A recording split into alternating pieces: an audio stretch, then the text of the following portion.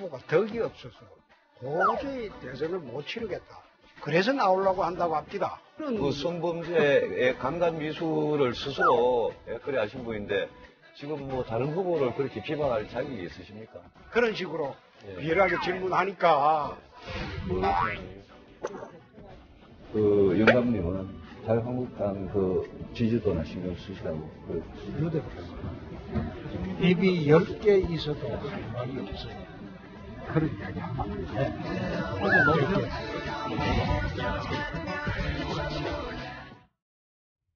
네. 자유한국당 홍준표 대표와 이제 바른정당의 새 대표로 선출된 유승민 대표 간의 영상을 봤는데, 노은지 기자, 어때요? 이제 6개월 만에 어떻게 보면 보수야당 수장끼리 다시 만나게 된 건데, 시작부터 좀 계속 좀 삐걱삐걱 되는 모습입니다. 제가 봤을 때 저 두 분은 절대로 이제 융합이 안 될 것 같은데. 예, 왜냐면 사실 어제 유승민 대표가 취임한 이후에 홍준표 대표를 만나겠다고 예방 요청을 여러 번 했는데 다 거절을 당하고, 여기에 맞서서 오늘 아침에는 유 대표도 이런 말을 날렸거든요. 곡설이라고 볼 수 있을 것 같은데 어떤 말을 했는지 들어보겠습니다. 홍준표 자유한국당 대표를 예방하겠다고 수차 연락을 했습니다만 사실상 자유한국당에서 거부하고 있습니다. 저는 홍준표 대표와 어떤 자리에서든 만나서 앞으로 국회에서의 두 당 간의 협력, 연대에 대해서 허심탄회한 대화를 할 생각이 있습니다만 이렇게 예의차 예방하는 것조차 거부하는 돌렬한 작태를 보고 상당히 실망을 했습니다.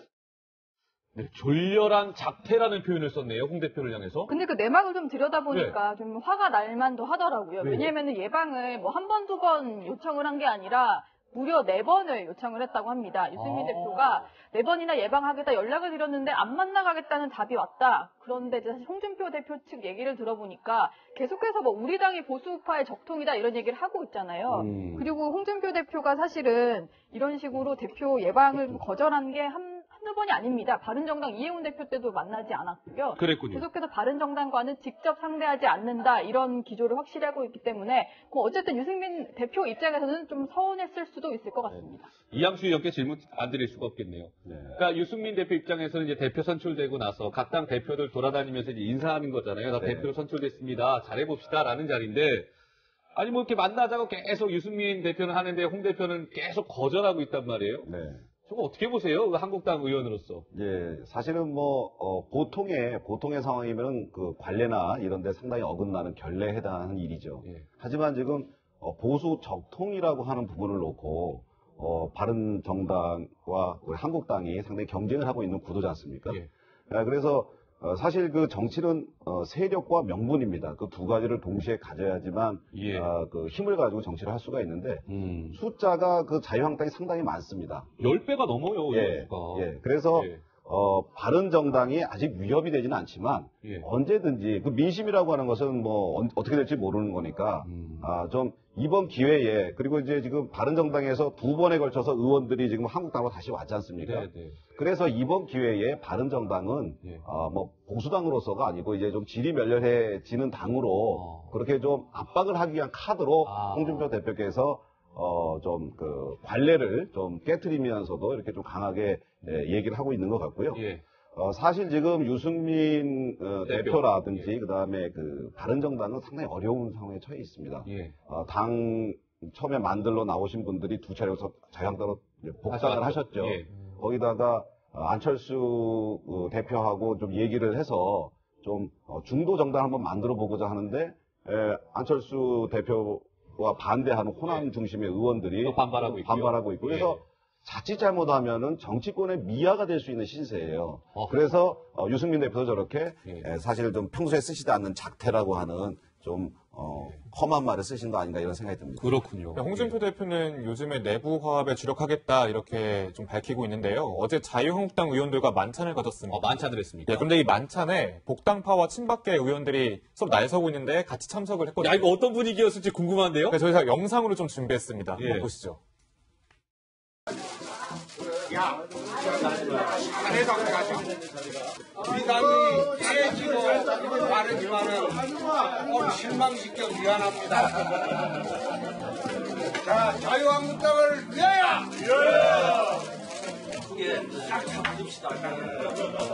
그리고 오로지 홍준표 당기로 오로지 홍준표! 좀 같이 가시면 어제 저 자리가 참 묘한 거죠. 홍준표 대표 참석했고요. 친박진영 의원 또 참석했고 복당파들이 또 참석을 했는데 이양수 의원 어제 저 만찬 자리 혹시 있었습니까? 저는 오늘 그 긴급 현안 질의가 있어갖고 준비하느라고 참석을 못했고요. 네. 대신에 그 상황은 뒷얘기 좀 들은 거 의원들 있으세요? 통해서 많이 들었는데 네. 굉장히 화기애애한 자리였다고 합니다. 사실 어제 저 자리 이전에 의총이 있었는데 의총에서도 사실 바른정당에서 오신 분들에 대해서 전부 다 화합해서 좀 받아들이자 하는 분위기였어요. 그래서 화학적으로 앙금 남기지 말고 좀 술 한잔 하면서 탁 털자 하는 자리가 저 자리였거든요. 예. 그래서 어제 오로지 자유한국당 이렇게 하면서 서로 건배 제의도 하고 러브샷도 하면서 네. 그동안의 앙금을 씻어내는 자리라고 했거든요. 예. 물론 안에 있으면서 앞으로 여러 가지 원내대표 선거라든가 이런 걸 통해서 부딪힐 수 있습니다. 하지만 같은 우리 당 사람들이다 하면서 서로 부딪히는 거하고 예. 그동안처럼 서로 다른 당이면서 예. 없어져야 될 정당이라고 서로 얘기하면서 예. 했던 거하고 이제 굉장히 이제 다른 차원의 진행이 되겠죠. 그래서 예. 어제 저 자리가 새로운 좀 화합의 자리가 되었다라고 들었습니다. 근데 저는 이양수 의원 말씀 들으면서 얼마 전에 유승민 대표랑 김무성 의원이 왜 뽀뽀까지 했잖아요. 네, 그리고 네. 결국 별별하지 않았습니까? 네. 그러니까 정치는 참 어떻게 되는지 어떻게 될지 참 모르는 게 정치인 것 같아요. 네. 예. 근데 저 상황은 앞으로 이제 그 당내 화합에 아마 반하는 행동들은 아마 사람들이 많이 안 할 거예요. 예. 왜냐하면 지금 문재인 정부가 적폐청산이라고 하는 것을 가지고서 상당히 과거 정권들을 힘들게 하고 있거든요. 그래서 자유한국당이 전 정권과 전전 정권을 만들어낸 정당으로서 똘똘 뭉쳐 있어야 대항할 수 있다 하는 그런 생각 때문에 아마 저 분위기 좀 오래 갈 것 같습니다. 알겠습니다. 네. 유승민 대표는 사실 홍준표 대표를 못 만나기는 했는데 오늘은 안철수 국민의당 대표를 만나서 좀 위로를 받은 것 같습니다. 두 사람의 오늘 만남 장면 준비해봤는데요. 함께 보시죠.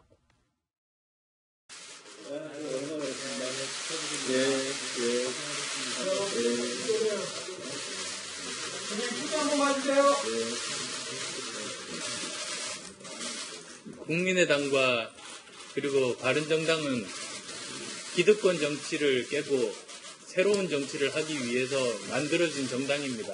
안철수 대표님께서 이렇게 따뜻하게 맞아주셔서 감사드립니다. 평소에 우리 안철수 대표님과 국민의당의 의원님들 또 국민의당 당원들 대한민국의 미래를 제대로 열어나가기 위한 그런 개혁에 최선을 다하시는 모습에 많이 공감을 했습니다. 네. 오늘 저 두 사람의 만남이 관심을 모았죠. 안철수, 유승민 두 대표. 어떻게 보면 지금 정치적 약간 위기 상황에 놓여 있는 두 대표이기 때문에 이게 과연 연대를 하는 것인지 통합을 하는 것인지가 관심이었기 때문에 좀 이렇게 관심 있게 봤잖아요. 어떻든가요? 이제 끝나고 나서 이제 기자들이 안철수 대표에게 좀 직접 물어봤었어요. 네. 과연 연대할 수 있는 거냐, 두 당이. 일단 대표 사이에서는 어느 정도 이제 연대감이 있다는 식으로 이제 뉘앙스를 비쳤는데 정확히는 이렇게 얘기했습니다. 예산과 개혁 입법과 관련한 현안에 대해서는 공조할 수 있고 그러다 보면 내년 지방선거도 같이 선거 연대할 수 있는 거 아니냐 이런 식으로 얘기까지도 나왔었습니다. 근데 이양수 의원 보시기에 어떠세요? 국민의당 안철수 대표와 유승민 바른정당 대표인데요. 그러니까 바른정당 지금 11석이에요. 네. 두 당이 뭔가 이렇게 어쨌든 연대든 통합이든 시너지 효과를 낼 수 있다라고 보시는지요? 아니면 안 될 거라고 보시는지 어떻습니까? 전 불가능하다고 봅니다. 불가능하다고 보세요? 이렇게 단정할 수 있으세요? 사실 지금 네. 안철수 대표가 지금 유승민 대표를 만나서 자꾸 이런 것을 도모하는 이유가 뭐냐면 네. 왼쪽에는 민주당이 있고 오른쪽에는 한국당이 있습니다. 그래서 중도 정당을 하나 만들면은 상당히 많은 포션을 차지할 것 같거든요. 제갈량의 천하 삼분지계죠. 그런데 지금 안철수 대표가 있는 국민의당의 대다수 구성으로 보면 호남 지역 출신들이 많습니다. 국회의원들이. 예. 그 호남 지역 출신들은 아무래도 보수당과의 타협을 원하지 않거든요. 그러면은 저 국민의당마저 분할되는 그런 아마 결과가 초래될 겁니다. 아하. 우리 저 유승민 대표께서도 상당히 지금 11석밖에 안 돼 있어서 위기죠. 그래서 국민의당이 동학줄이다 생각해서 안철수 대표하고 좀 손을 잡고 싶어 하지만 두 당의 이념적 스펙트럼을 한번 살펴보시면은요. 거의 이념적 스펙트럼이 바른정당은 자유한국당하고 90%가 이념적 스펙트럼을 갖고요. 그리고 국민의당은 한 7, 80%가 민주당하고 이념적 스펙트럼이 같습니다. 사실은 뭐 중도를 얘기하는데 중도 좌파, 중도 우파를 얘기하는데 두 당의 구성원들의 이념적 스펙트럼이 워낙에 다르기 때문에 화학적 결합을 할 수가 없는 당입니다. 알겠습니다. 이항수 의원은 국민의당과 바른정당의 통합은 어려울 것이다라는 해석이었고요. 자, 이번에는 정치권의 또 다른 이야기 좀 한번 해보겠습니다. 지금 박근혜 정부 시절 국정원의 특수활동비 청와대 상납 사건이 좀 시끄러운데요. 노은지 기자, 결국 뭐 긴급 체포된 사람이 생겼죠, 결국에는? 네, 어제 소환돼서 조사를 받던 이병기 전 국정원장이 오늘 새벽에 갑자기 긴급 체포가 된 건데요. 또 조금 전에 전해진 소식으로는 앞서 조사를 받았었던 이병호 남재준 전 국정원장도 조금 전에 검찰이 구속영장을 청구했다고 합니다. 그런데 이병기 전 국정원장 같은 경우에는 청와대 비서실장도 지냈었고요. 사실 어제 출석하는 동안에도 뭔가 좀 송구하다 이런 식으로 좀 시인하는 것으로 보이는 말을 했었는데 실제로 검찰 조사에서도 상납 사실을 시인한 것으로 알려졌고요. 그리고 국정원장을 지낸 이후에 바로 청와대 비서실장으로 갔기 때문에 어떤 상납 구조의 고리를 밝힐 핵심 인물이다 이런 식으로 검찰에서는 설명을 하고 있습니다. 그런데 이 소식 관련해서 이용환 데스크가 아침부터 준비하는 소식이 있었죠? 네, 이병기 박근혜 정부의 국정원장 결국 검찰의 긴급 체포가 됐고요. 박근혜 정부 시절에 국정원장을 지냈던 3명 모두가 이제 수사 선상에 올랐습니다. 제가 오늘 아침에 출근해서 한 신문의 컬럼을 좀 이렇게 유심히 봤습니다. 중앙일보 컬럼이었고요. 제목을 한번 보죠. 회전목마 국가 아님 말고 국가라는 컬럼이었습니다. 이병기 전 원장과 관련된 이야기인데 다음 화면 한번 보시죠. 이런 얘기입니다. 2014년 7월 18일이 어떤 날이었냐면요. 시청자 여러분. 이병기 국정원장이 국정원장으로 취임을 한 바로 그날이었습니다. 그런데 이병기 당시 국정원장이 이렇게 얘기했다는 거예요. 너 다시는 이런 짓 하지 마. 이 원장은 그 자리에서 종이를 갈기갈기 찢었고요. 그것도 왜 그러시냐며 거부했다고 합니다. 이게 무슨 얘기냐면 추명호 당시 국정원 국장이 국정원의 블랙리스트를 취임한 당일에 국정원장에게 줬다는 거예요. 그걸 본 이병기 원장이 너 다시는 이런 짓 하지 마라고 얘기했지만 추명호 국장은 아나무인이었다고 합니다. 그리고 왜 그러시냐며 거부했다 이 얘기는 청와대에서 사인을 줬다는 거예요. 이병기 원장한테 추명호 국장이라는 사람을 좀 승진시켜라 라고 얘기했는데 이병기 원장은 왜 그러시냐면서 거부했다는 내용이 실려 있었습니다. 다음 화면 보시죠. 자, 부임한 지 얼마 안 된, 그러니까 이병기 원장이 국정원장을 그만두고 이듬해인 2015년에 대통령 비서실장으로 청와대에 입성을 합니다. 부임한 지 얼마 안 돼서 이 실장이 돌연 세월호 인양을 박근혜 대통령한테 당시 건의를 했다고 합니다. 자, 전임 김기춘 실장 때는 상상도 할 수 없었던 광경이었다고 당시 관계자들은 입을 모으고 있습니다. 다음 화면 보시죠. 자, 이병기 같은 버티던 국정원장도 덜 억울할 것이다. 이 칼럼은 이 이병기 같은 국정원장, 버티는 국정원장이 덜 억울하기 위해서는 이 국정원 특수활동비 문제를 예를 들면 DJ 정부 시절까지 거슬러 올라가서 모두 다 좀 살펴봐야 되는 것 아니냐. 그래야 이병기 같은 사람도 덜 억울해하지 않겠느냐라고 하면서 이 칼럼에서 하고 싶었던 얘기는 아마 이거였던 것 같습니다. 대한민국의 진정한 업그레이드를 위해서 해야 할 일은 이 적폐청산이 아니라 이 의식적폐의 청산이다. 의식적폐의 청산이다. 라고 칼럼은 끝을 내고 있습니다. 이항수 의원, 이 칼럼을 어떻게 좀 읽으셨습니까? 저 굉장히 대단히 공감하는 내용입니다.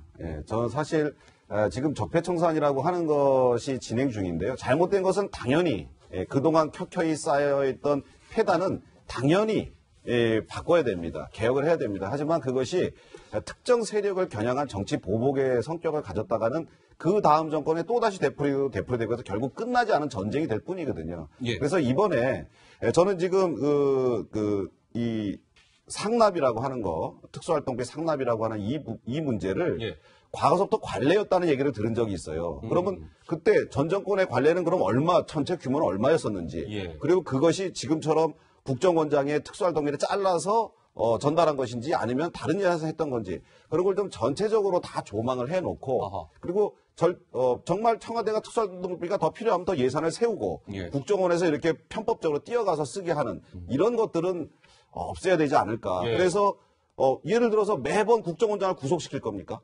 그거 이번에 지금 김현기 위원회 그 논설에 대해서 저는 정말로 동의하는 바이고요. 이번에 정말 좌우의 대립이 아니고 국민 통합 차원에서 적폐가 천상돼야 된다는 얘기를 하고 싶습니다. 알겠습니다.